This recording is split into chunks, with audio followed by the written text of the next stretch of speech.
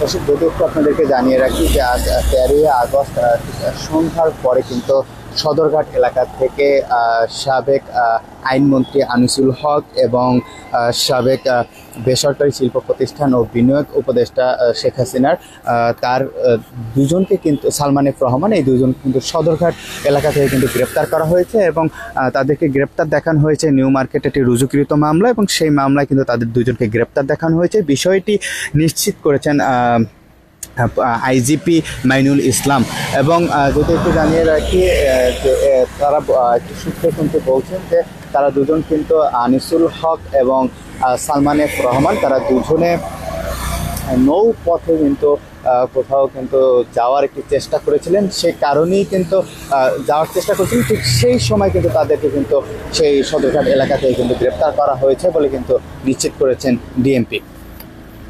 এবং একটি সূত্র কিন্তু আমাদেরকে জানিয়েছেন যে তাদের দুজনকে কিন্তু ডিবি অফিসে নিয়ে আসা হতে পারে, এবং আমরা কিন্তু দেখতে পাচ্ছি যে এই মুহূর্তে কিন্তু ডিবি অফিসের যে তৎপরতা, সেই তৎপরতা কিন্তু অনেকটাই বেশি রয়েছে। এখানে কিন্তু ডিবির যারা সদস্য রয়েছেন মেইন গেটে, তারা কিন্তু অপেক্ষা করছেন সেনাবাহিনীর। বিষয়টি কিন্তু এখন পর্যন্ত কিন্তু আমরা নিশ্চিত হতে পারিনি। সব কিছু মিলিয়ে এই এলাকাটিতে কিন্তু আমরা দেখতে পেয়েছি যে পুলিশ সহ কিন্তু যে সেনাবাহিনী যারা সদস্য রয়েছেন তারা কিন্তু এখানে কিন্তু অবস্থান নিয়েছেন, এবং সে অনুযায়ী কিন্তু এখানে আমরা দেখতে পেয়েছি যে তারা কিন্তু অবস্থান করছেন।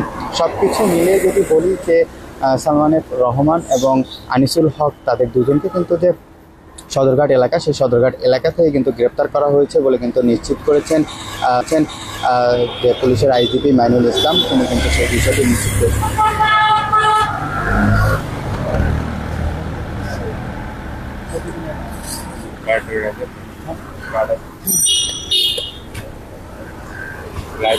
হ্যাঁ, এই কারণে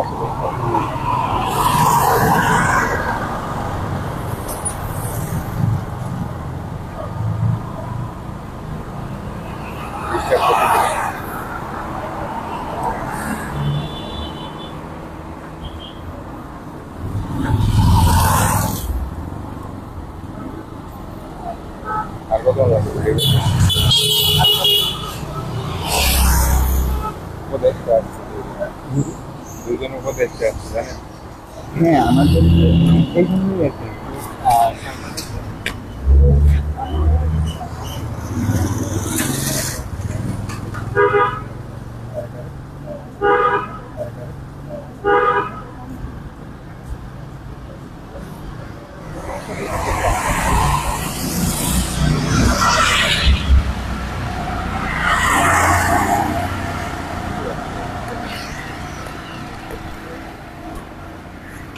দর্শক, যদি একটু আপনাদেরকে জানিয়ে রাখি যে এই মুহূর্তে কিন্তু যে ডিবি অফিসে কিন্তু দুজন উপদেষ্টা রয়েছেন, সেই উপদেষ্টা দুজন কিন্তু যে আসিফ মাহমুদ এবং কিন্তু নাহিদ হোসেন, তারা দুজন কিন্তু এই মুহূর্তে কিন্তু উপদেষ্টা, তারা কিন্তু ডিবি অফিসে রয়েছে।